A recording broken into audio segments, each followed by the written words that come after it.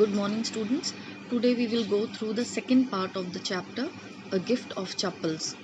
First, let us just recap or recapitulate what we had done in part 1. As you all know that Mridu is a young girl who lived in Chennai with her grandparents, and one day she comes to meet her cousins at Rukumani's house. And as soon as she enters the house, her cousins take her inside the house and to the backyard quickly because they wanted to show her the kitten that they had kept secretly in the backyard. And while they were just discussing about the kitten, they heard a screeching sound and they were curious to know from where the screeching sound was coming. And then Ravi told them that the screeching sound was coming from the sound, it was the sound of the violin which Lalli was learning to play. Now let us see what happens in part 2.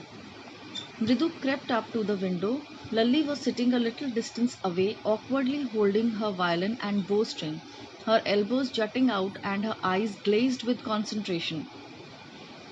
Or as soon as Mridu looked up through the window, she peeped through the window, she saw that Lalli was sitting over there at some distance and she was holding her violin and bowstring in a very awkward manner. Awkwardly means in a very strange manner. अजीब से तरीके से उसने उसको hold कर रखा था violin को और बो स्ट्रिंग को, और इस तरह से होल्ड कर रखा था उसने कि उसकी एल्बोज जो हैं वो बाहर की तरफ निकली हुई थी. And she was concentrating so much on playing the violin that her eyes glazed because of that concentration. जब हम बहुत ज़्यादा कॉन्सेंट्रेट करते हैं किसी जगह पे तो हमारी आइज़ में एक अलग सी चमक आ जाती है, क्योंकि हमारा ध्यान जो है वो उसी जगह पे लग जाता है, किसी एक पर्टिकुलर जगह पे हम देखने लग जाते हैं और हमारा माइंड उसी पॉइंट पे वर्क करता है, तो उनमें आइज़ में एक अलग सा ग्लेज आ जाता है. In front of her, with most of his back to the window, was the bony figure of the music master. And in front of her only was sitting the music master. And the music master was a person with a bony figure. Bony figure means जो बहुत ही skinny थे, पतले थे और उनकी हड्डियाँ दिखाई दे रही थी. And his back was towards the window, so that he was not able to see the children who were peeping from the window. He had a mostly bald head with a fringe of oiled black hair falling around his ear and an old-fashioned tuft. He mostly had bald head. So bald head means a head which has no hair on it. तो उनके जो bold head था उसमें उसका fringe जो था, यानी कि जो बॉर्डर था उनके हेड का, बॉल्ड हेड का, उसमें ब्लैक हेयर की एक फ्रिंज थी, यानी कि उनके केवल साइड पे हेड के बॉर्डर पे ही बाल थे और वो बहुत अच्छी तरह से ऑयलिंग की हुई थी उन बालों में. And they were put together in an old fashioned tuft, यानी वो एक चोटी में उन्होंने बांधे हुए थे उनको. A gold chain gleamed around his leathery neck and a diamond ring glittered on his hand as it glided up and down the stem of the violin. And while he was playing the violin, his gold chain gleamed around his leathery neck. Gleam का मतलब होता है shine करना. Gleam and glitter both means to shine. तो एक तो उनकी gold chain shine कर रही थी उनकी नेक में, and the neck was leathery. Leathery means जो स्किनी होती है, जिसमें स्किन के फोल्ड्स नज़र आ रहे थे. And he was also wearing a diamond ring on his hand, and that hand was gliding up and down. Glide करना क्या होता है? जो बहुत ही स्मूथली चलता है, जैसे एरोप्लेन ग्लाइड करता है. बर्ड्स की जो फ्लाइट होती है वो भी एक तरह से ग्लाइड होती है, जब वो अपने पंख फड़फड़ाते नहीं हैं और जब वो स्मूथली मूव करते हैं एयर में, तो वो होता है that movement, smooth movement is known as gliding. तो उनका हाथ भी बहुत ही स्मूथली उस वायलिन की स्टेम पे, उसकी स्ट्रिंग्स पे चल रहा था. A large foot stuck out from beneath his gold-bordered veshti edge, and he was beating time on the floor with his scrawny big toe. और उन्होंने ही वॉज वेयरिंग अ वेश्ती. वेश्ती होती है जो साउथ इंडियंस जो धोती पहनते हैं, वो उन्होंने पहनी हुई थी और उस धोती में गोल्ड बॉर्डर भी था. और जब उसने गोल्ड बॉर्डर वेश्ती एज में से उनका जो फुट नज़र आ रहा था वो बार बार टैप कर रहा था फ्लोर पे. जब म्यूज़िक की बीट्स आती हैं तब हम किस तरह से अपने फीट को टैप करने लग जाते हैं, तो उसी तरह से वो म्यूज़िक की बीट्स के साथ साथ अपने फुट को टैप कर रहे थे. और तब उसने मृदु ने नोटिस किया कि वो जो फुट टैपिंग कर रहे थे उसमें उनका जो बिग स्कॉनी टो था वो नज़र आ रहा था। स्कॉनी मीन्स जो लंबा पतला होता है, थिन जो होता है बहुत ही। And because he had a very bony figure, इतने उनके बोनी फिगर होने की वजह से उनके जो फीट भी थे वो भी उसी तरह से बोनी थे, और उनका जो टो था, स्पेशली बिग टो जो था, वो भी बहुत ही स्कॉनी नज़र आ रहा था।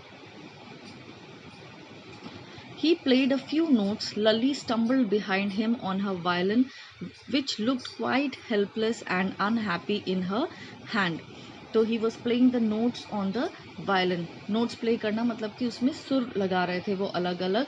And Lali was stumbling back. Stumble करने का मतलब है कि गिरते पड़ते आना, किसी तरह से उसका पीछा करना, लेकिन उसको लड़खड़ाते हुए पीछा करना। तो she was also trying to play the violin, but उसमें वो इतना ज़्यादा सक्सेसफुल नहीं हो पा रही थी। एंड बिकॉज ऑफ दैट वो वायलिन भी जो था उसके हाथ में वो बिल्कुल हेल्पलेस लग रहा था। हेल्पलेस मीन्स उसको ऐसी कंडीशन जिसमें वो कुछ भी नहीं कर सकता है अपनी सिचुएशन को इम्प्रूव करने के लिए। And along with that he was also, means the violin, it was also very unhappy in her hand. and why they are using both these words, unhappy and helpless, because लली जो music play कर रही थी वो बिल्कुल बेसुरा था, इसीलिए उसको violin को भी अच्छा नहीं लग रहा था, and it was becoming very unhappy with that. What a difference! The music master's notes seemed to float up and settle perfectly into the invisible tracks of the melody.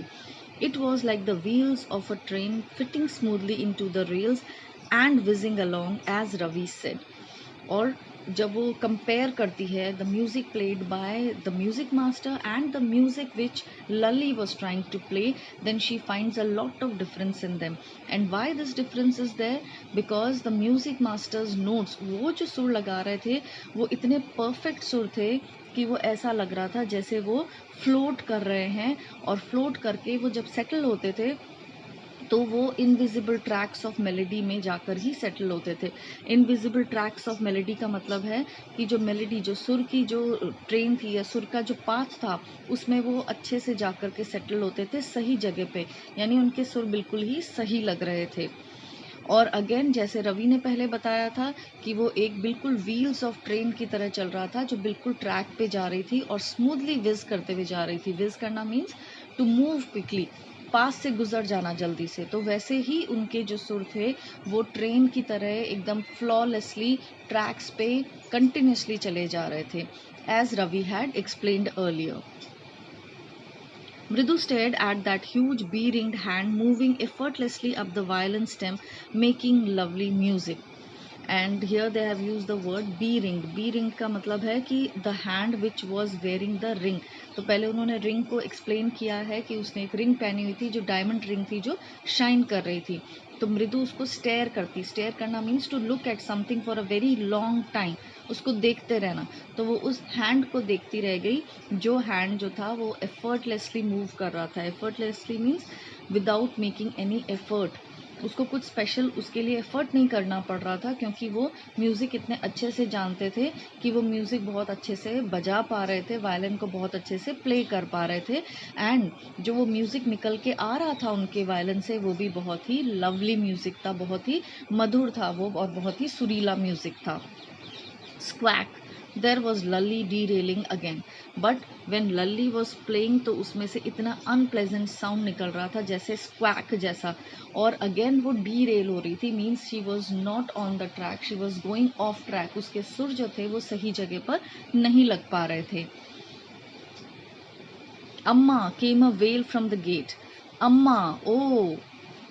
And when they were thinking and they were seeing both these people, Lully and music master, in the window, at that time only they heard a wail. Wail का मतलब होता है cry. Cry जैसी जो आवाज़ होती है, long loud cry जो होती है, वैसी उनको आवाज़ सुनाई देती है। एंड दैट साउंड वो सेइंग अम्मा, ओ अम्मा, मीन्स वो घर में किसी को आवाज़ दे रही थी। Ravi sent the beggar away, cried his mother from the back veranda where she was chatting with Tapi. He had been coming here every day for the past week, and it's time he found another house to beg from, Pati explained to Tapi. और फिर वो ये देखती है, जब वो इतने में ही उसकी अम्मा की साउंड आती है पीछे से कि जाओ इस रवि इसको बोल दो कि यहाँ से चला जाए, because why this was the sound which was coming from the beggar. वो बेगर था, जो भिखारी था, वो उनको आवाज़ लगा रहा था और वो भीख मांगना चाहता था। लेकिन इससे अम्मा और जो पाती हैं वो बहुत ज़्यादा परेशान हो चुके थे, और उनका रीज़न ये था that he had been coming there every day from the past 1 week. पिछले 1 हफ्ते से वो आ रहा था और डेली उनके पास में भीख मांगने आता था। बट उनको अब ऐसा लगता है कि नाउ इट्स हाई टाइम, बहुत ज़्यादा हो गया है ये, now he should try to find some other house to beg from. कोई और उसको घर ढूंढना चाहिए जहाँ से वो बेगिंग करे, जहाँ से वो भीख मांगे। और ये सब एक्सप्लेन करती है पाती तापी को। तापी हमने पढ़ा था कि ग्रैंड मदर को बोलते हैं, जो पैटर्नल ग्रैंड मदर होती है, दादी। और पाती जो होती हैं वो मैटरनल ग्रैंड मदर होती हैं, यानी कि नानी होती हैं वो।